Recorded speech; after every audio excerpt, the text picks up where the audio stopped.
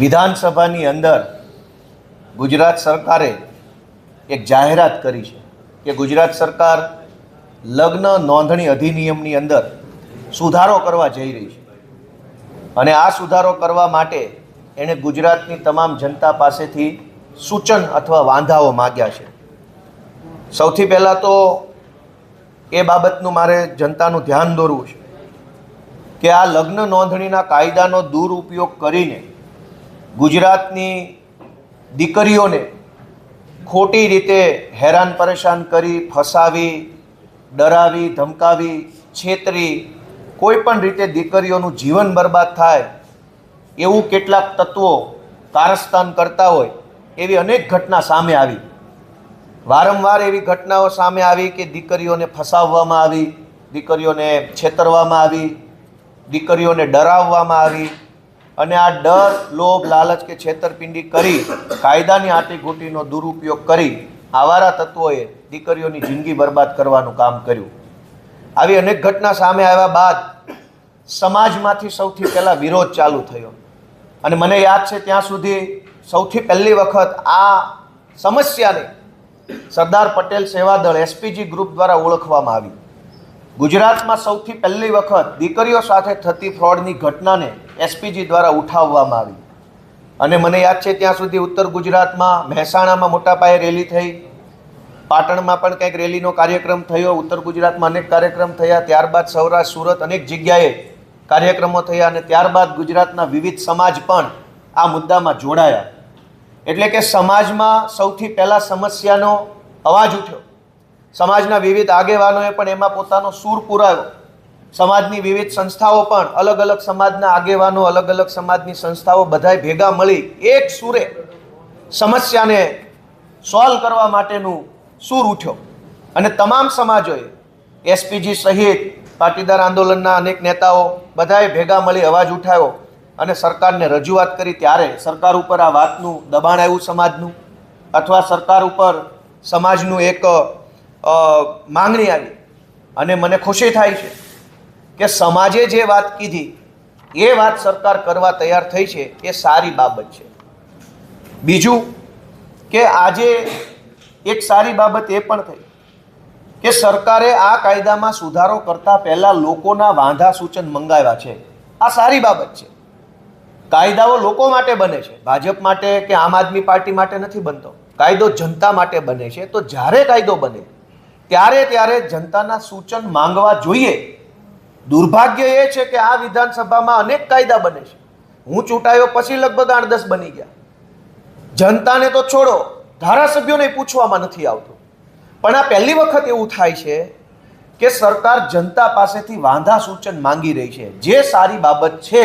અને હું તો એવી વિનંતી કરીશ કે હવે પછી ગુજરાતની વિધાનસભામાં કોઈ પણ કાયદો લાવો સરકાર તરફથી તો દરેક વખતે 30 દિવસ સુધી જનતાના વાંધા સૂચન મંગાવો તો કાયદો વધુ સારો બની શકે। આજે મારે ખુશી સાથે કહેવું છે કે સરકાર જ્યારે કાયદામાં સુધારો કરવા સંમત થયા છે, લોકોના વાંધા સૂચન મંગાવવાનું ચાલુ કર્યું છે, ત્યારે સરકાર દરેક ધારાસભ્યોને એક ગ્રુપ મિટિંગ બોલાવે અને ધારાસભ્યો પાસેથી સૂચન મેળવવા માટેની એક મેગા મિટિંગનું આયોજન સરકારના નેતૃત્વમાં કરવું જોઈએ। કેમ કે ધારાસભ્યો જનતાના પ્રતિનિધિ છે। ઓનલાઈન પોર્ટલમાં ટાઈપ કરીને નાખી દો અને તમારા આઈએએસ આઈપીએસ વાંચી લે એમ નહીં, મંત્રીએ ડાયરેક્ટ સરકારે સીધા ધારાસભ્ય પાસેથી સૂચન માંગવા જોઈએ, સીધા સાંભળવા જોઈએ। આ પોર્ટલ ઉપર તો જનતા, સમાજના આગેવાનો, સંસ્થાઓ સૂચન મૂકશે, પણ ધારાસભ્યને એવો અધિકાર હોવો જોઈએ કે સીધા ફેસ ટુ ફેસ મંત્રી અને મુખ્યમંત્રીને સૂચન આપી શકે કે આ લગ્ન નોંધણી સુધારામાં શું કરવું જોઈએ। મારે એક બીજું સૂચન છે કે ગુજરાતની સરકારે અને અમે બધાએ ભેગા મળી ગુજરાતની દીકરીઓની જે ચિંતા છે એ આપણા સૌની સહિયારી ફરજ છે। પક્ષ, વિપક્ષ, અપક્ષ, નિષ્પક્ષ બધાની ફરજ છે કે ગુજરાતની દીકરીઓ સલામત, સુરક્ષિત રહે એના માટે ચિંતા અને પ્રયત્ન કરવો। પણ વાત માત્ર સિલેક્ટિવ ન હોવી જોઈએ। કોઈ સલીમ નામનો વ્યક્તિ સુરેશ બનીને દીકરીને ભોળવે એ સદંતર ખોટું છે, એ ગુનો છે, અપરાધ છે અને સજા થવી જોઈએ।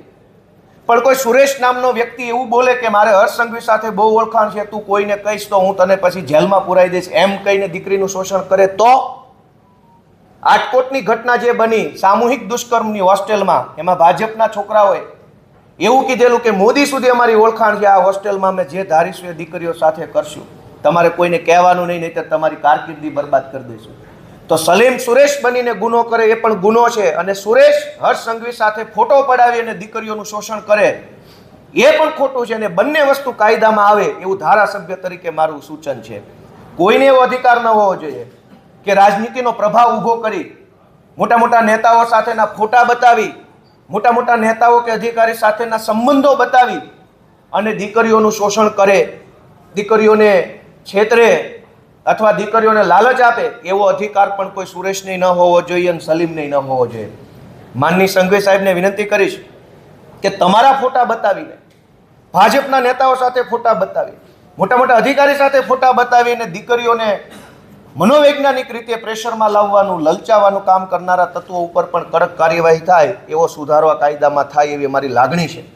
અને ફરી એકવાર આ નિર્ણય સારો છે, હું એને વધાવું છું, શુભેચ્છા આપું છું.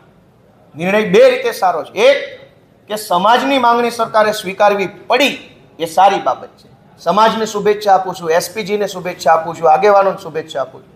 અને સરકારે કાયદો સુધારતા પહેલા સૂચન માંગ્યા એ સારી બાબત છે, એને પણ હું શુભેચ્છા આપું છું. અને અમારા સૂચનો ધારાસભ્યના લેવામાં આવે એવી લાગણી વ્યક્ત કરું છું.